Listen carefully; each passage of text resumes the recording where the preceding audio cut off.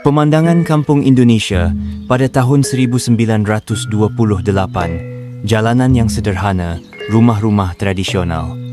Jamaah yang memasuki agen, berbicara dengan agen perjalanan, mempersiapkan dokumen atau uang untuk membeli tiket. Di tengah kehidupan sederhana di kampung, bagi umat Muslim yang bercita-cita untuk menunaikan ibadah haji, langkah pertama adalah memesan tiket kapal. Di agen perjalanan kampung, calon jamaah bertemu dengan para agen yang telah berpengalaman. Agen-agen ini bekerja sama dengan perusahaan pelayaran Belanda yang mengoperasikan kapal menuju Tanah Suci. Setelah membayar, calon jamaah menerima tiket mereka, sebuah tanda bahwa perjalanan panjang menuju Tanah Suci segera dimulai. Jamaah dari kampung berjalan menuju stasiun kereta api.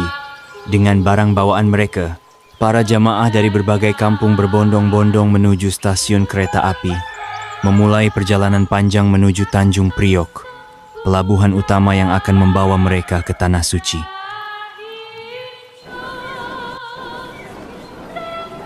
Kereta api penuh sesak, berangkat menuju Tanjung Priok. Perjalanan dengan kereta api ini adalah langkah pertama menuju impian mereka, menunaikan ibadah haji di Makkah.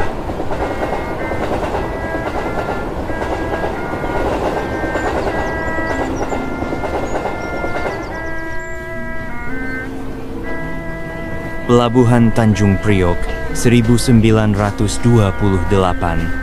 Disinilah ribuan langkah berkumpul membawa harapan yang sama, bisa menjejakkan kaki di Tanah Suci. Begitu kereta berhenti, para jamaah berhamburan turun. Tak ada waktu berleha. Mereka segera bergerak, menembus keramaian pelabuhan yang dipenuhi suara peluit, deru mesin kapal, dan teriakan para buruh angkut. Bagi mereka, pelabuhan ini bukan sekadar tempat berangkat. Ini adalah gerbang menuju impian suci yang telah lama ditabung, baik secara harta maupun doa. Barang bawaan diangkut satu persatu, sebagian dengan tangan, sebagian lagi dinaikkan ke kapal menggunakan tali tambang. Sebuah kerjasama yang sederhana, namun penuh makna.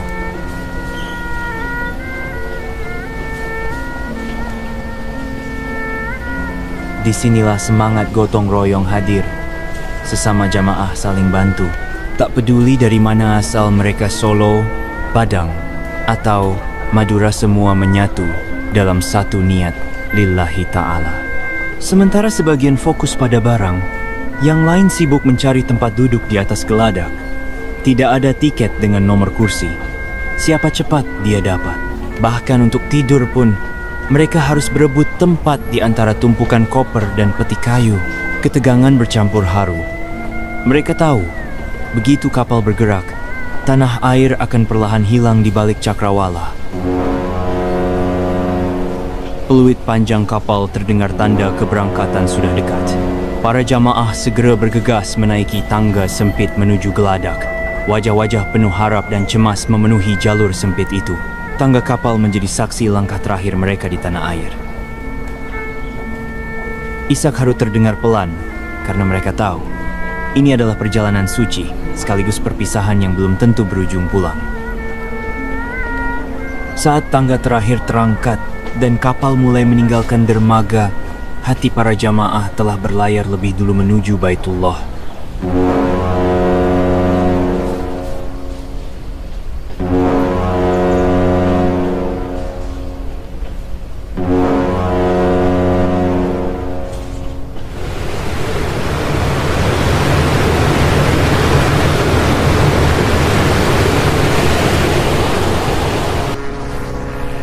Kapal terus melaju menuju Palembang, pelabuhan berikutnya. Di sana, ratusan jamaah telah menanti untuk ikut serta menuju Tanah Suci. Suatu sore di Sungai Moisi yang megah. Di sini, ratusan jamaah lainnya bergabung. Dari ulu sampai ilir, mereka datang membawa harapan yang sama menuju Mekkah. Geladak kapal pun semakin penuh. Tapi semangat justru semakin menyatu. Dari Jawa hingga Sumatera, satu niat, satu tujuan.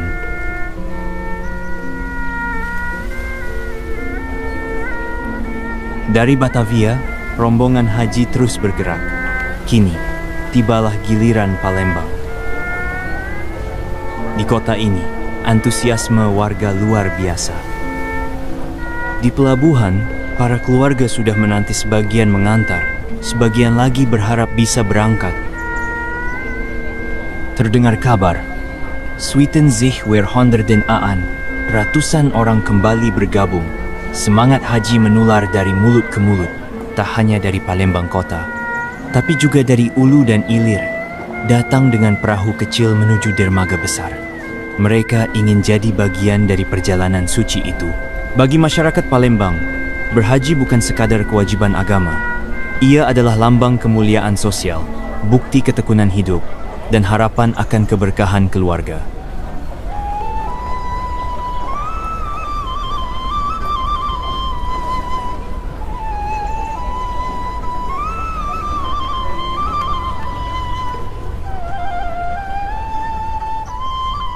Sebelum menyeberangi lautan Hindia menuju Jeddah, kapal-kapal haji wajib singgah di Sabang, sebuah titik transit yang sunyi, tapi penuh makna.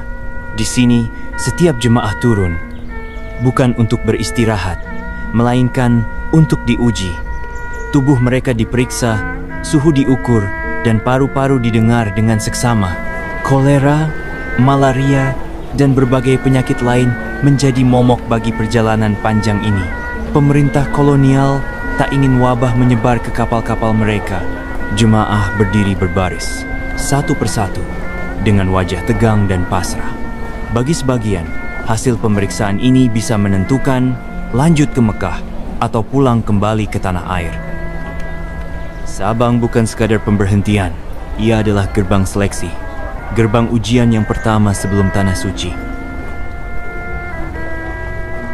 Sabang bukan hanya tempat pemeriksaan kesehatan. Bagi para jemaah, ini juga menjadi kesempatan terakhir.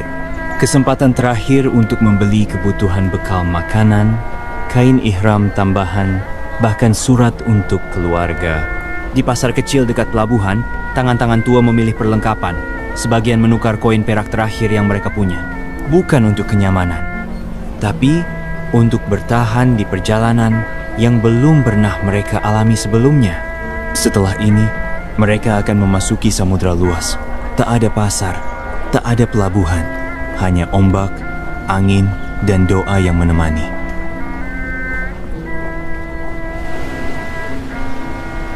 Dalam perjalanan menuju Tanah Suci, waktu seakan melar. Hari-hari panjang di atas lautan tak berujung membuat para jemaah harus belajar bertahan bukan hanya secara fisik, tapi juga batin. Namun di antara suara ombak dan angin kapal, ada tawa kecil yang terdengar.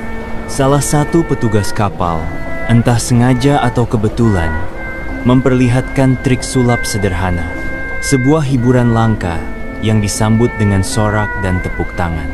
Sejenak, kapal itu bukan lagi tempat transit spiritual, tapi menjadi panggung kecil di tengah samudra, di mana iman dan tawa bisa berdampingan.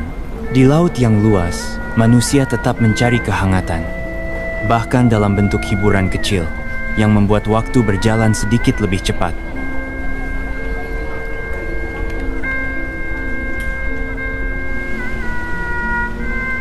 Banyak lagi pemandangan yang indah dan tenang terlihat. Di geladak kapal, para jemaah memandang langit. Laut tenang, langit bersih. Tak ada lampu kota, hanya bintang-bintang yang berkelip seakan lebih dekat dari biasanya. Sebagian berzikir pelan, sebagian terpejam dalam diam.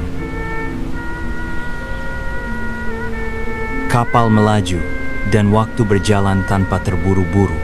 Dalam keheningan malam, mereka merasa lebih dekat dengan Tuhan. Seakan setiap hembusan angin membawa doa, dan setiap detik adalah percakapan batin yang dalam.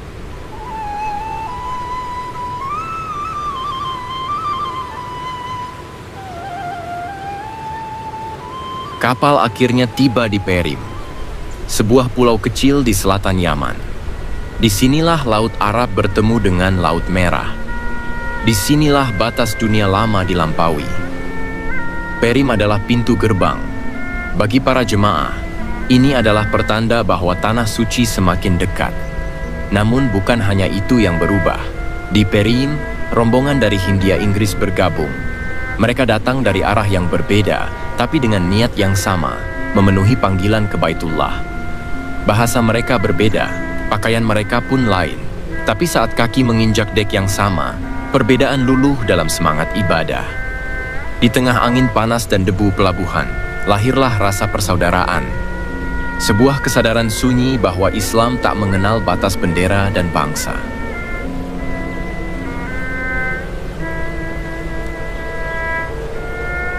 Setiap malam, matahari terbenam di hadapan mereka.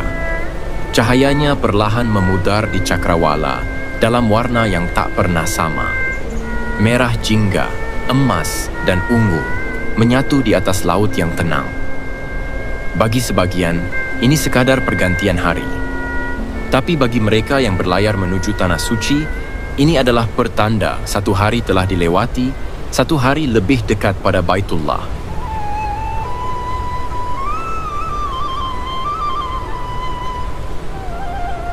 Setelah berhari-hari di tengah samudra, setelah malam-malam panjang yang tenang dan penuh doa, akhirnya Jeddah terlihat di kejauhan.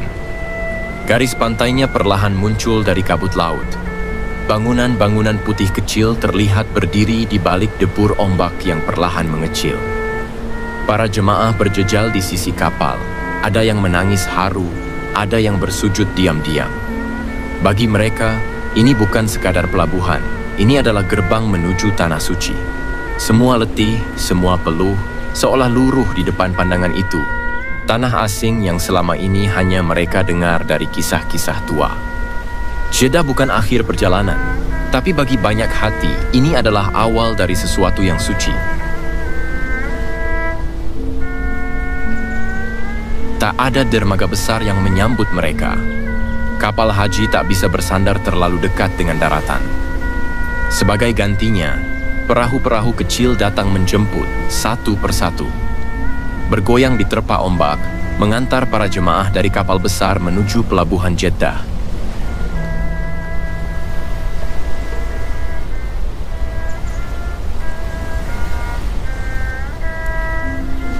Di atas perahu, wajah-wajah letih berubah menjadi haru. Karena tanah yang selama ini hanya mereka lihat dalam mimpi, kini sudah bisa dicium dari dekat. Setiap dayungan membawa mereka lebih dekat ke Baitullah.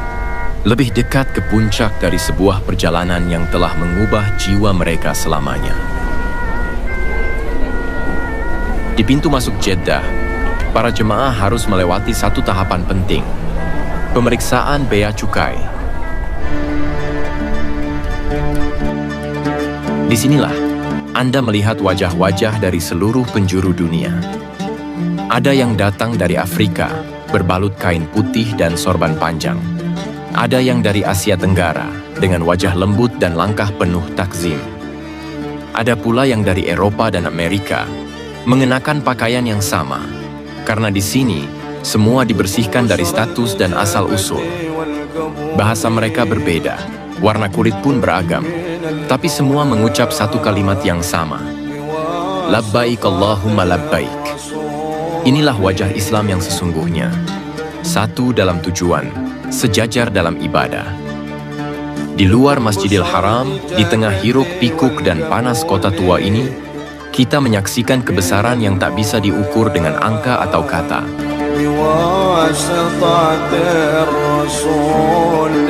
Beginilah suasana Jeddah pada masa itu.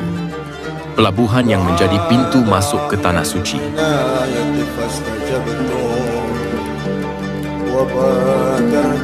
Inilah pintu masuk utama kota Jeddah, gerbang menuju Tanah Suci yang dipenuhi wajah-wajah dari segala penjuru bumi. Jeddah bukan kota biasa. Ia adalah pelabuhan suci, tempat pertama kali tanah Arab dipijak oleh para jemaah. Beberapa gambar ini memperlihatkan denyut hidup kota pelabuhan yang padat penduduk. Jalan-jalan sempit tapi ramai, dengan arsitektur kuno yang berbaur dengan hiruk-pikuk modernitas saat itu. Inilah jalanan paling keren pada zamannya. di mana unta, mobil, dan pejalan kaki bisa berbagi ruang dalam satu bingkai kehidupan. Langkah-langkah mereka kini mantap. Rasa lelah perlahan diganti dengan rasa syukur. Mekkah sudah dekat, dan hati mereka telah siap menyambut panggilan suci.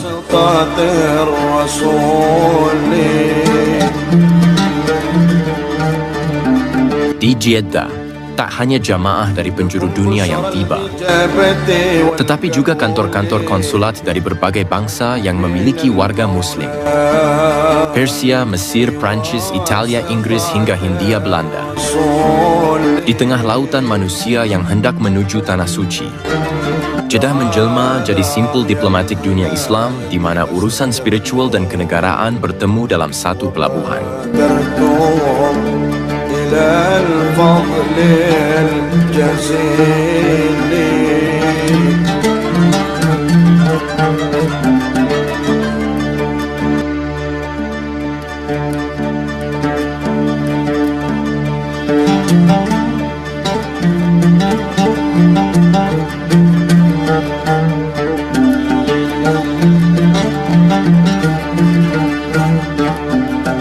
Tak jauh dari keramaian pelabuhan Jeddah, terdapat sebuah tempat yang dipercaya sebagai makam Hawa atau ibu dari seluruh manusia.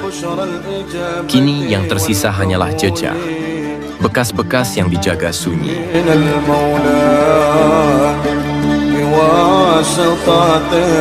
Di luar gerbang kota, tampak kelompok buruh harian yang bekerja demi menyambung hidup.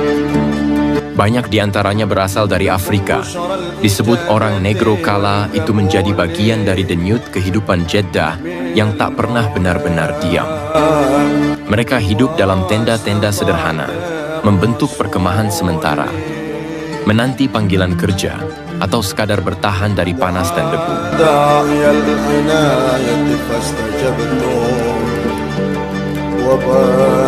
Di jalanan Jeddah, bukan hanya manusia yang berlalu lalang, tapi juga domba-domba, barang dagangan yang ramai dicari. Seorang pedagang menawarkan dagangannya 5 gulden Belanda untuk seekor domba. Jalanan pun menjelma menjadi pasar terbuka, di mana tawar-menawar, suara hewan, dan debu yang beterbangan menyatu dalam denyut kehidupan kota pelabuhan menuju Tanah Suci.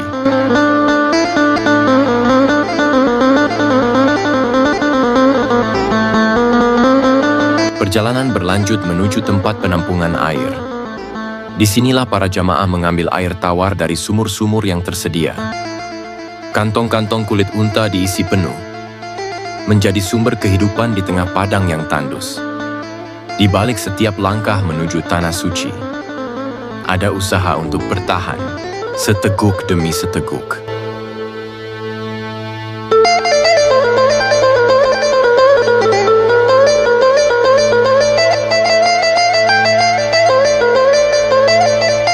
Hewan-hewan itu tak hanya diberi minum, tapi juga diandalkan untuk mengangkut air, beban berat yang dibawa dari sumur menuju rumah setiap keluarga.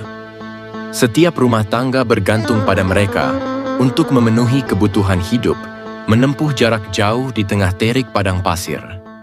Dalam keterbatasan, kerja keras ini menjadi bagian tak terpisahkan dari perjuangan hidup sehari-hari.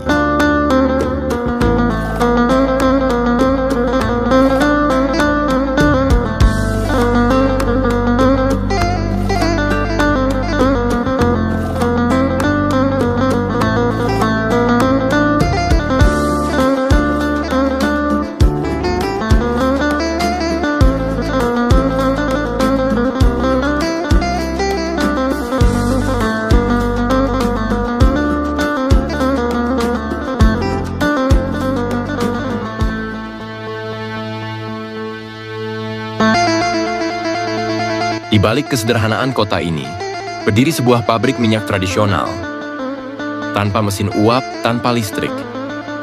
Disinilah unta dan keledai menjadi penggerak utama, memutar roda, mengolah biji menjadi minyak. Sebuah teknologi sederhana, tapi bertahan karena kesetiaan makhluk yang tak pernah mengeluh.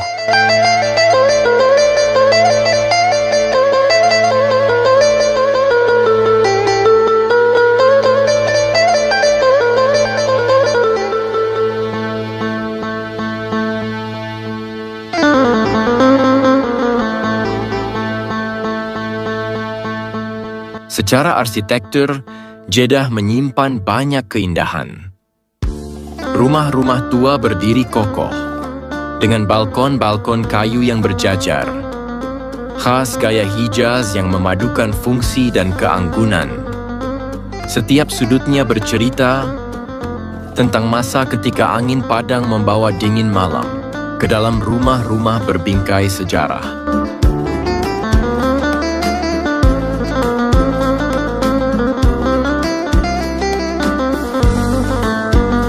Di sini, ribuan pengunjung Mekkah berkumpul dalam waktu yang bersamaan. Kota menjadi ramai, pasar-pasar dipenuhi suara tawar-menawar dari berbagai penjuru dunia. Unta-unta ini akan menjadi kendaraan jemaah haji melewati gurun. Merekalah kapal gurun. Unta-unta yang duduk dan berdiri, bersiap menempuh perjalanan berat di tengah padang pasir. Tanpa mesin, tanpa roda, namun mampu membawa beban bertonton melintasi medan yang tak terjamah kendaraan lain. Dalam kesunyian gurun, merekalah kendaraan paling setia dan kuat yang pernah dikenal peradaban.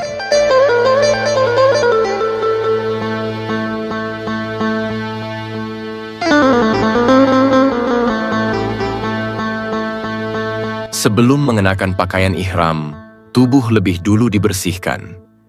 Diurapi dengan minyak sebagai simbol penyucian lahir dan batin.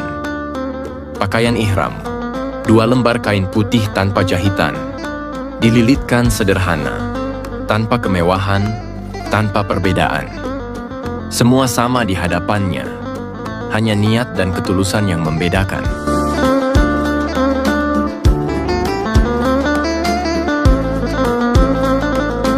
Para jemaah mulai bersiap untuk perjalanan ke Mekkah. Mereka mengenakan ihram, membawa perlengkapan secukupnya. Dengan penuh kesabaran, mereka menaiki unta satu-satunya alat transportasi yang sanggup menempuh medan gurun yang berat. Panas, angin, dan debu bukanlah halangan. Karena yang mereka kejar bukan dunia, melainkan panggilan suci dari Yang Maha Kuasa.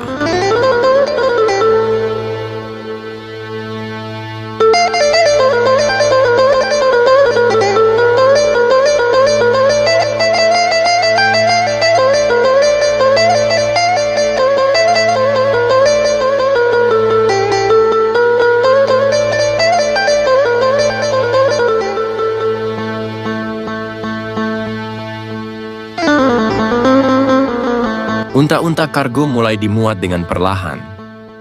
Satu persatu karung, persediaan makanan, air, dan perlengkapan perjalanan dinaikkan ke punggung mereka. Setiap beban diikat dengan cermat, karena perjalanan ini tak mengenal ampun bagi yang lalai. Padang pasir menanti, luas, sunyi, dan menyimpan banyak misteri. Tapi semuanya telah bersiap, baik tubuh, hati, maupun niat. Sebuah perjalanan besar akan dimulai, menembus dataran panas yang tak berujung, demi satu tujuan yang mulia, Tanah Suci Mekkah.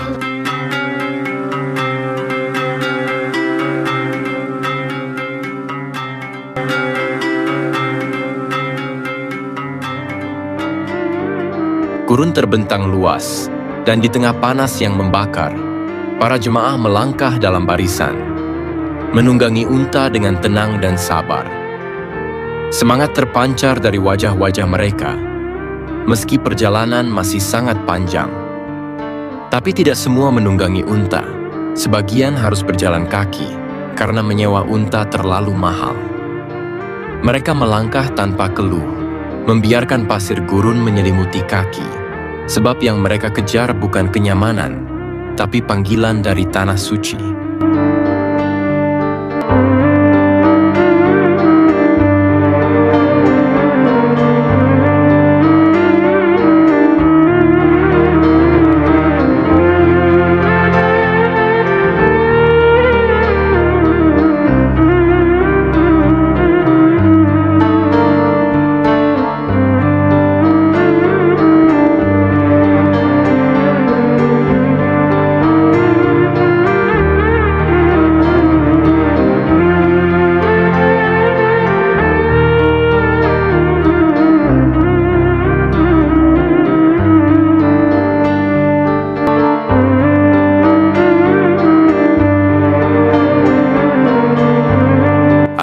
perjalanan panjang itu sampai juga.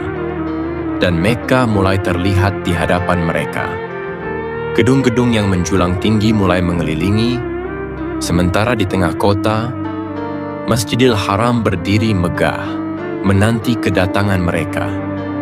Al-Baitul Haram, rumah Tuhan yang penuh berkah, menjadi tujuan akhir dari perjalanan ini, tempat mereka akan merasakan kedamaian yang sejati. Mekkah, dengan segala keramaian dan kesakralannya, kini menyambut para jemaah dengan penuh harapan.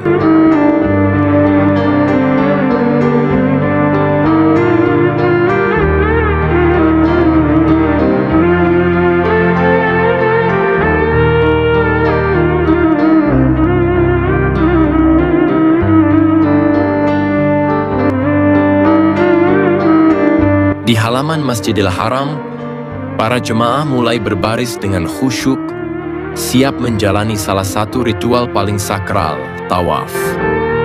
Dengan penuh ketenangan, mereka mulai berputar. 7 kali mengelilingi Ka'bah. Setiap langkah diiringi doa dan harapan. Tawaf bukan sekadar gerakan fisik, tapi sebuah perjalanan spiritual, mendekatkan diri kepada Sang Pencipta. Dengan penuh iman, setiap putaran membawa mereka lebih dekat ke hati tanah suci, menghubungkan jiwa dengan Yang Maha Kuasa.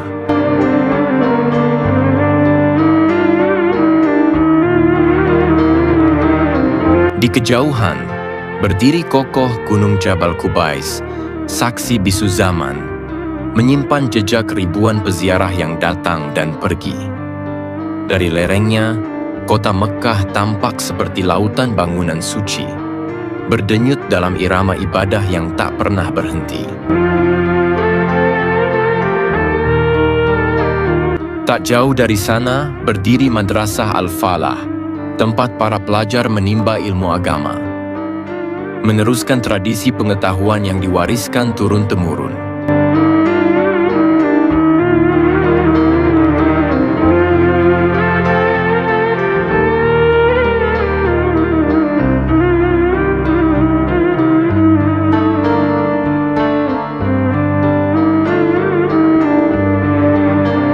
Di kota ini pula, Haji Jam, sebuah yayasan Islam, menjadi tempat persinggahan dan pengabdian, menguatkan semangat para jemaah dengan ilmu dan pelayanan.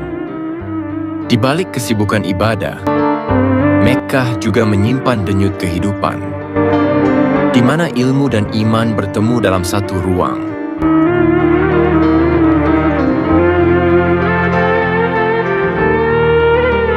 Mekkah bukanlah kota seperti kota lainnya. Ia bukan sekadar tempat seperti yang di peta, melainkan wilayah suci yang hanya bisa dimasuki oleh mereka yang beriman, yaitu umat Islam. Gerbangnya menjadi batas yang tak kasat mata, membedakan antara dunia luar dan tanah haram yang penuh berkah.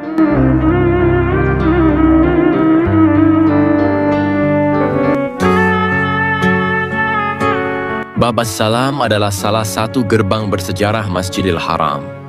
Lewat pintu inilah banyak jemaah dari berbagai zaman masuk, termasuk mereka yang datang dalam perjalanan haji berbulan-bulan lamanya dari penjuru dunia.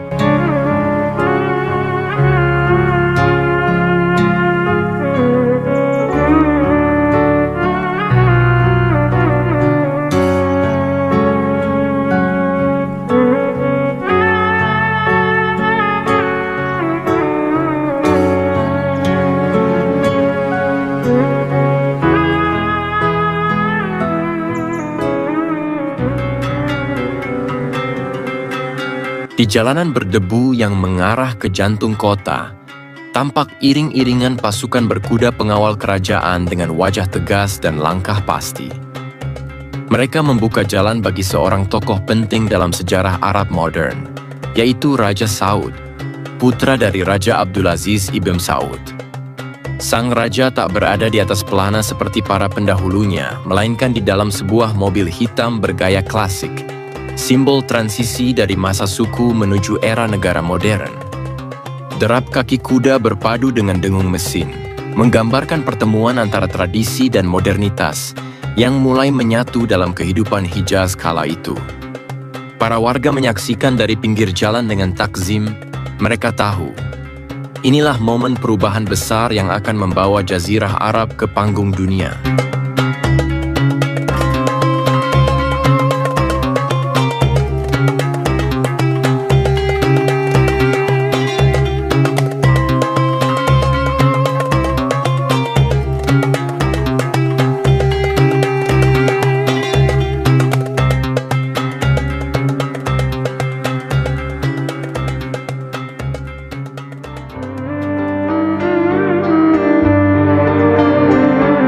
Jumat adalah hari yang agung dalam kalender Islam. Di Masjidil Haram, ribuan jamaah memadati setiap jengkal ruang, mengalir seperti ombak yang datang dari segala penjuru dunia. Wajah-wajah yang berbeda warna kulit, bahasa, dan bangsa kini menghadap ke satu titik, Ka'bah, poros spiritual umat Islam. Adzan berkumandang, menggema di bawah langit Mekkah yang terang. Hening pun menyelimuti, hanya gemuruh hati yang bersatu dalam satu arah, satu tujuan. Inilah pusat dunia Islam, tempat di mana setiap langkah menuju ke dalam adalah perjalanan kembali ke fitrah. Salat Jumat bukan sekadar ibadah berjamaah. Ia adalah pernyataan iman bersama, bahwa di tengah dunia yang berubah, arah kiblat tetap satu dan tak tergoyahkan.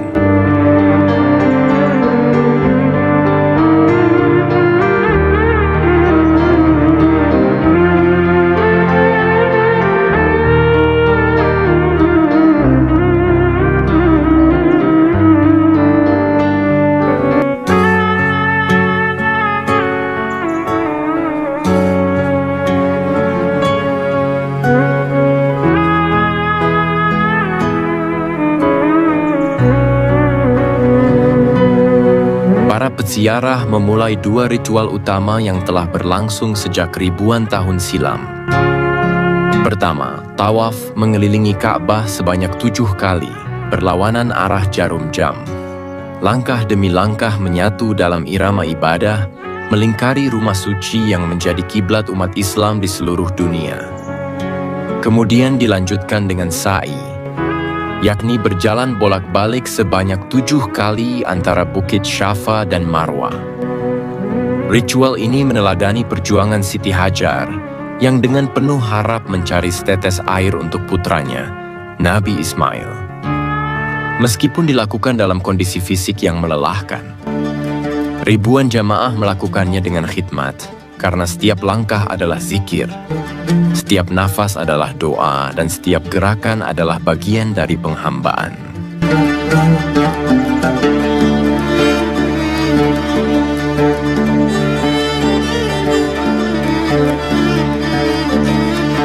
Di daerah pinggiran Mekkah, terhampar pasar Badui yang ramai, penuh warna, suara, dan kehidupan.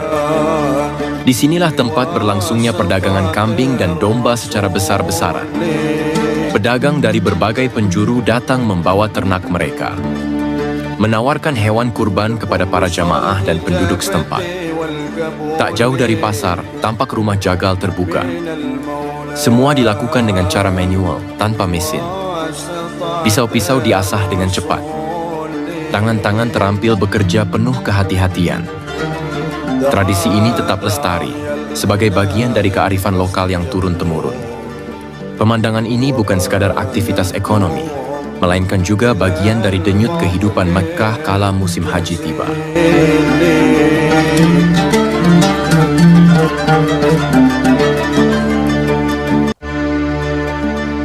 Perjalanan menuju Tan'im dimulai dengan langkah-langkah tenang di bawah terik matahari gurun. Tempat ini menjadi tujuan bagi mereka yang hendak melaksanakan umrah atau dikenal juga sebagai haji kecil. Setibanya di Masjid Tan'im, sebuah rumah ibadah penting di pinggiran Mekkah, para jamaah memulai niat dan persiapan ihram kembali. Tempat ini menjadi titik awal yang sakral, pengingat akan niat suci dalam perjalanan spiritual mereka. بواسطة الرسول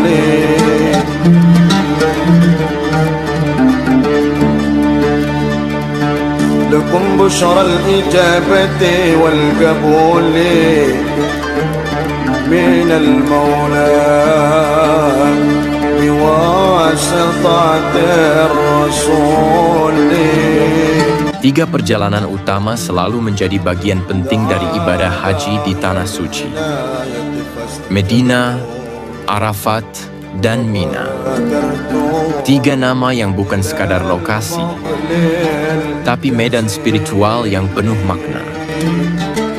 Di Medina, para jemaah menziarahi makam Rasulullah mengirim salam, menundukkan hati. Di Arafat, mereka berkumpul dalam kesatuan, menanti ampunan di padang yang sunyi tapi penuh harap. Dan di Mina, tiga jumrah jadi saksi perlawanan terhadap bisikan setan. Tiga titik suci, tiga langkah besar dalam mendekatkan diri kepada Sang Pencipta. لو كان تحت الهراسات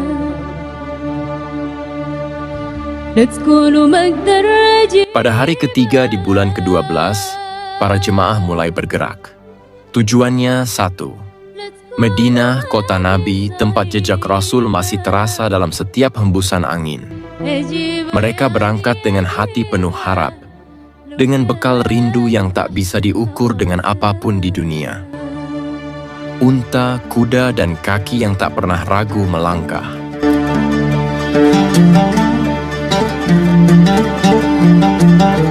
Medina, kota para nabi yang masih menjadi saksi kebesaran risalah setelah 13 abad berlalu. Disinilah gema wahyu pernah mengguncang langit dan bumi. Dan di setiap sudutnya, jejak Rasulullah masih terasa hidup. Jemaah datang dengan hati yang tunduk dan mata yang basah.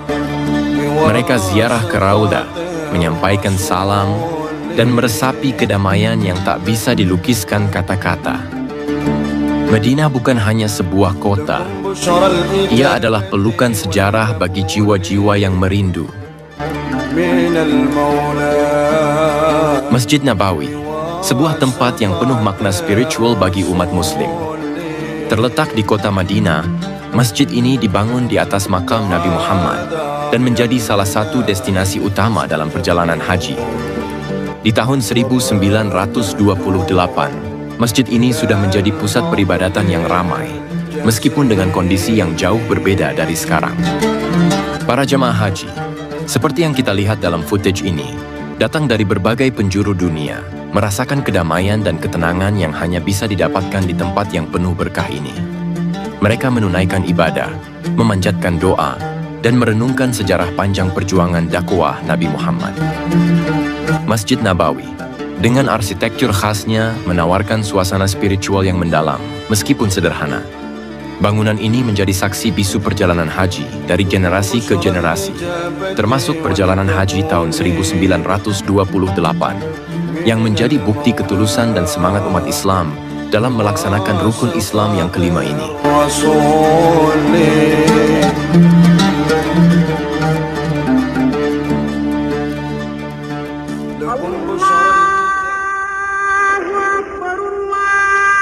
Azan, panggilan untuk sholat, telah menjadi bagian tak terpisahkan dari kehidupan umat Islam sejak masa awal dakwah Nabi Muhammad. Di tahun 1928, meskipun dunia masih jauh dari kemajuan teknologi yang ada sekarang, suara azan tetap menjadi penghubung antara hamba dan Sang Pencipta. Di Masjid Nabawi di kota Madinah, azan berkumandang setiap kali waktu sholat tiba. Dari menara masjid yang menjulang tinggi, seorang muazin memanggil umat untuk meninggalkan segala aktivitas duniawi dan menyambut panggilan Allah.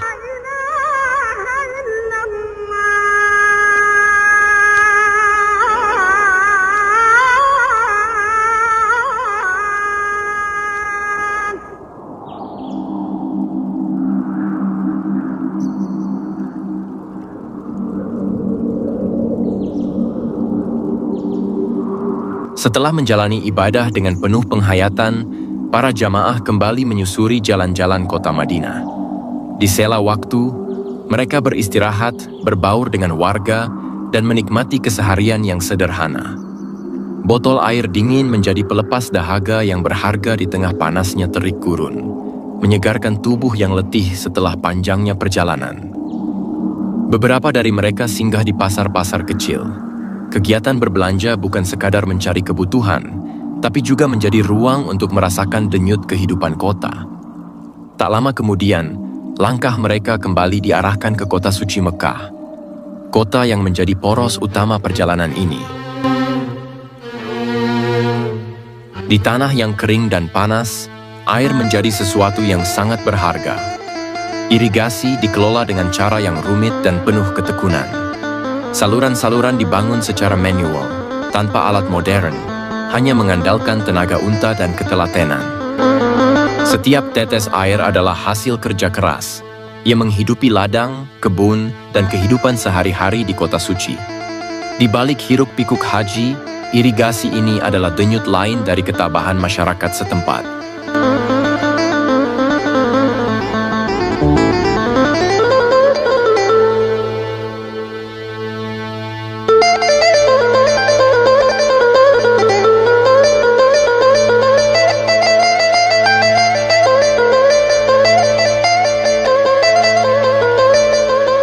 Sebelum berangkat ke Arafah, para jamaah menunaikan tawaf singkat di sekitar Ka'bah. Rombongan pun mulai bergerak. Unta mengangkut ribuan jamaah menuju padang Arafah. Di awal perjalanan, segalanya terasa nyaman. Namun kenyamanan itu perlahan memudar. Sebuah mobil mogok di tengah jalan, memaksa para jamaah turun dan mendorongnya bersama. Tak ada keluhan, hanya kerjasama dalam diam. Di sisi lain, seekor unta mengamuk. Panik di tengah keramaian nyaris membuat kekacauan. Tapi para penggiring tetap tenang, menenangkan hewan itu dengan pengalaman dan kesabaran. Haji bukan sekadar ibadah, tapi juga perjalanan penuh ujian. Dari sabar, lahir kebersamaan. Dari lelah, lahir kekuatan.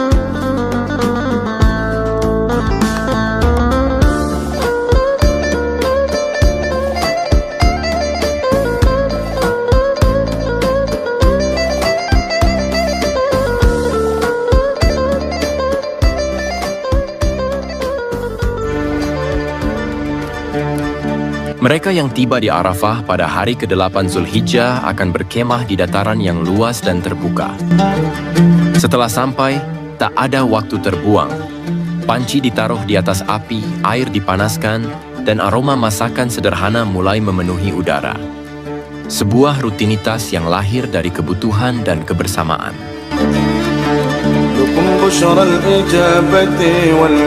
Setiap tahun, para peziarah mendatangi Jabal Rahmah, gunung kecil di tengah Arafah yang diyakini sebagai tempat pertemuan Nabi Adam dan Hawa.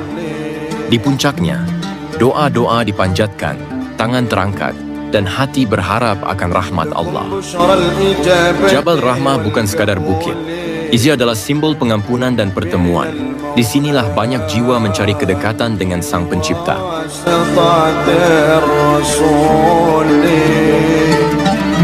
Sebuah perkemahan besar terbentang di Arafah. Lebih dari 20.000 tenda berdiri, menampung ribuan muslim dari berbagai penjuru dunia.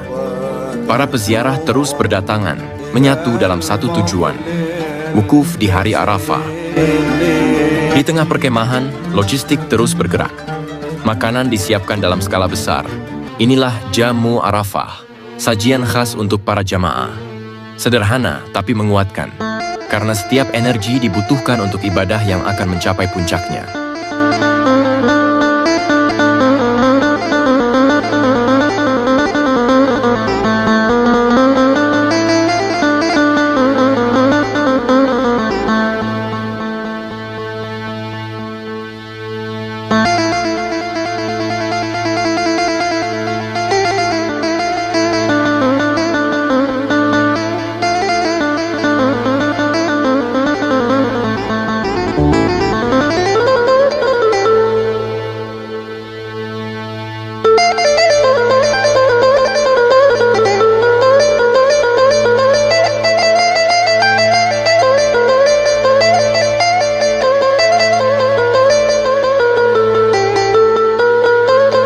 Jumlah jamaah yang begitu besar membuat pintu masuk ke dalam sistem layanan obat menjadi penuh sesak. Banyak yang mengantri untuk mendapatkan perawatan ringan, dari kelelahan, dehidrasi, hingga luka-luka kecil. Di sisi lain, wadah air dari terpal besar didirikan di berbagai titik. Sumber air bersih ini jadi penyelamat di tengah panas yang menyengat. Jamaah bergantian mengisi botol, membasuh wajah, atau sekadar menyegarkan diri.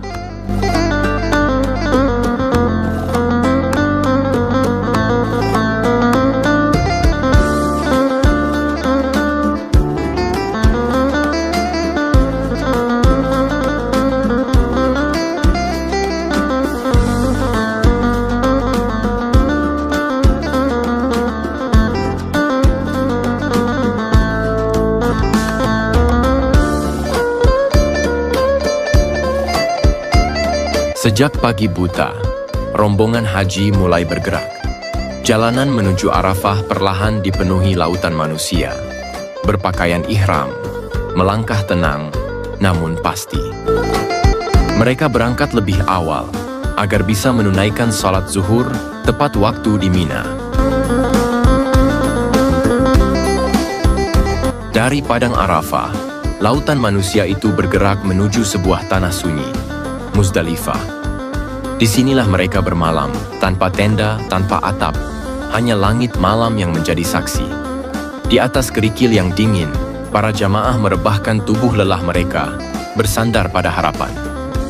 Di tempat inilah, mereka mengumpulkan batu-batu kecil.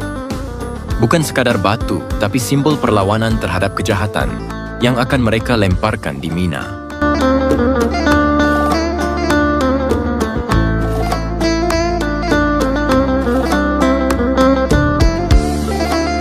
Dari Muzdalifah, langkah-langkah itu berlanjut menuju Mina, lembah yang sempit namun penuh makna. Disinilah ritual melontar jumrah dilakukan. 3 tiang batu menjadi simbol kekuatan untuk menolak godaan, membungkam bisikan setan. Batu-batu yang semalam dikumpulkan kini dilemparkan satu persatu dengan niat yang teguh. Menegaskan bahwa diri ini memilih taat, bukan sesat.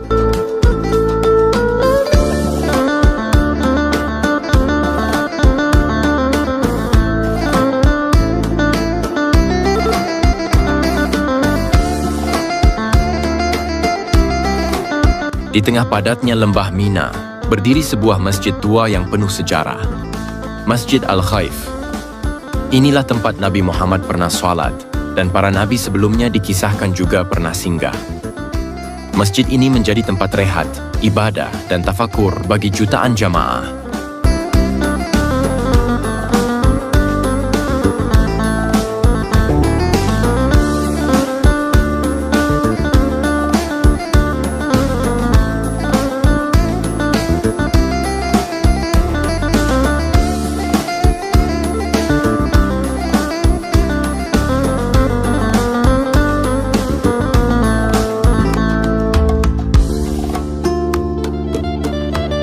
Saat tiba di Mina, para peziarah tidak langsung menemukan kenyamanan. Mereka ditampung seadanya, di tenda-tenda kain yang didirikan di pinggir jalan, di lereng bukit, atau di halaman rumah-rumah penduduk yang bersedia membuka pintu. Tahun 1928, rombongan jamaah dari Hindia Belanda menempati tenda bersama puluhan orang lain, sempit, panas, dan tanpa alas tidur yang layak. Namun disitulah terjalin solidaritas. Mereka berbagi air, makanan, dan tempat berteduh. Bahasa, suku, dan asal daerah melebur dalam satu tujuan: menunaikan ibadah dengan penuh keikhlasan. Beberapa beruntung mendapat tempat di rumah warga Mekah yang menyediakan ruangan kecil sebagai tempat bermalam. Tapi bagi kebanyakan, tenda robek dan bau keringat menjadi teman dalam perjalanan suci ini. Dalam kesederhanaan itulah ibadah menjadi lebih bermakna. Mina bukan hanya tempat melempar jumrah, yang adalah tempat di mana raga diuji, hati dikuatkan, dan sesama manusia kembali saling menggenggam.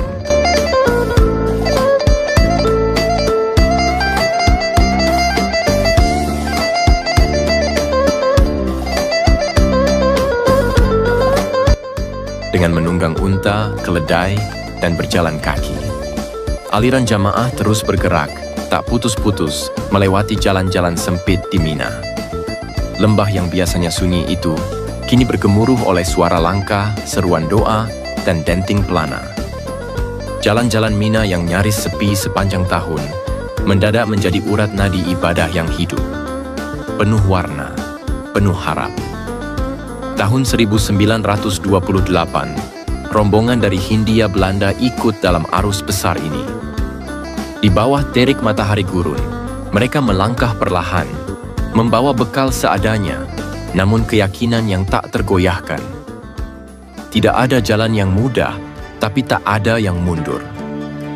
Sebab setiap langkah menuju Jumrah adalah langkah melawan sisi gelap dalam diri. Di Mina, pergerakan itu bukan sekadar perjalanan. Ia adalah zikir dalam gerak, ibadah dalam setiap derak.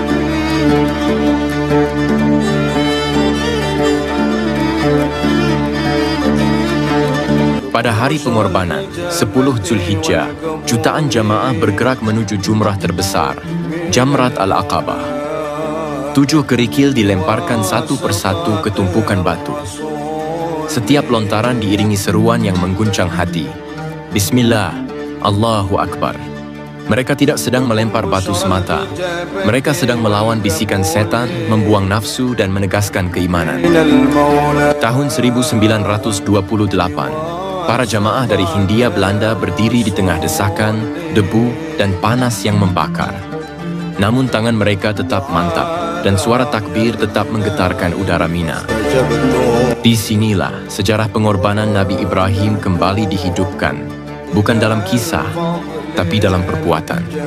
Sebuah ritual yang tidak berubah sejak ribuan tahun lalu.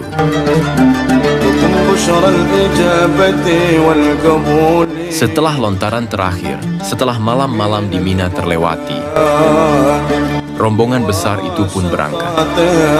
Langkah demi langkah, mereka meninggalkan lembah pengorbanan dan kembali menuju kota suci, Mekah. Tidak semua kembali dalam kondisi yang sama seperti saat mereka datang. Ada yang kehilangan, ada yang sakit, bahkan ada yang gugur di jalan Allah. Tapi mereka yang kembali membawa sesuatu yang tidak bisa dilihat mata, jiwa yang dimurnikan. Tahun 1928, rombongan haji dari Hindia Belanda kembali melintasi gurun, menahan lelah dan rindu menuju Baitullah untuk menunaikan tawaf perpisahan.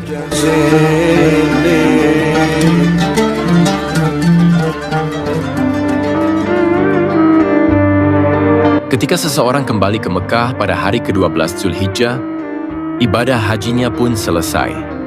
Ia telah melintasi padang Arafah, bermalam di Muzdalifah, melempar jumrah di Mina, dan kini kembali ke Baitullah dalam keadaan bersih.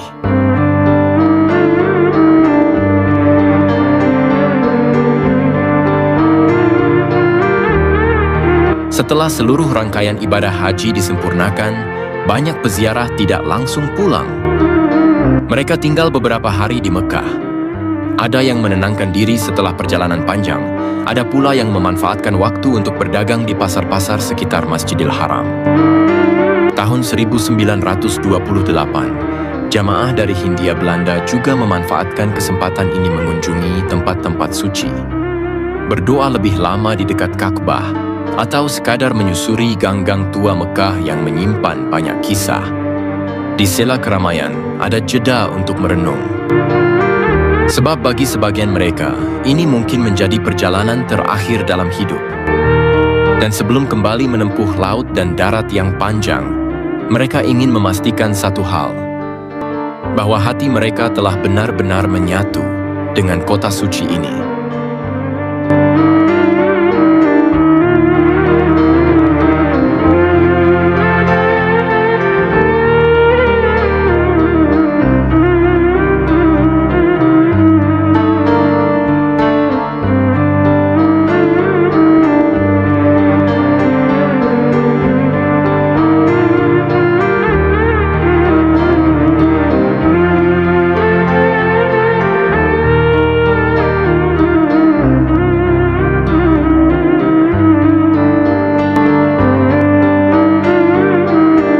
Di antara langkah-langkah pelan dan wajah yang menunduk haru, para jamaah mengayunkan pandangan terakhir ke arah Baitullah.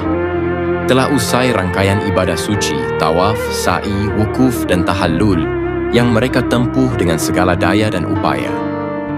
Di depan Ka'bah yang agung itu, mereka mengucapkan salam. Bukan sekadar kata, melainkan perpisahan dari hati yang terdalam. Sebuah salam yang mungkin menjadi yang pertama dan sekaligus yang terakhir.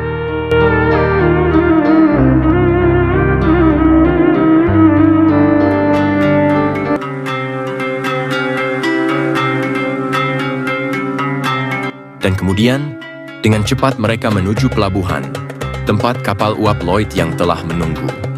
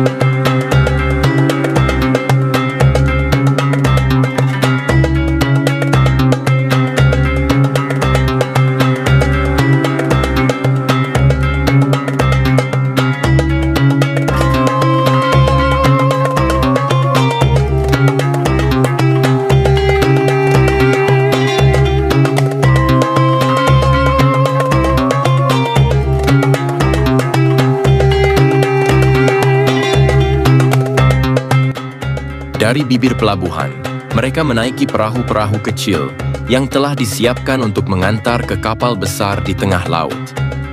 Ombak pelan mengayun perahu, seolah mengantar dengan lirih. Di atas perahu itu, para jamaah duduk bersisihan, memeluk barang bawaan, dan menatap jauh ke arah Ka'bah yang perlahan hilang dari pandangan. Di kejauhan, kapal uap Lloyd berdiri megah, menanti untuk membawa mereka pulang. Bagi banyak dari mereka, inilah saat terakhir melihat tanah suci dari atas gelombang dalam diam yang penuh doa.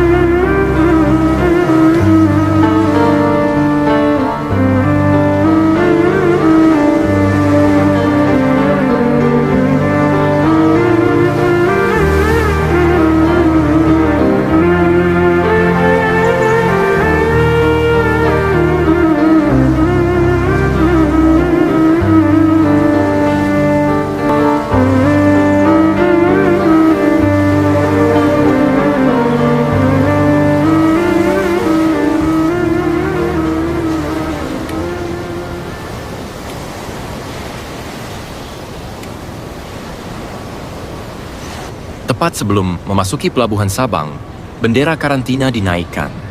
Prosedur tetap sejak era kolonial. Setiap jamaah haji yang pulang wajib melewati isolasi sebelum diterima kembali oleh negerinya.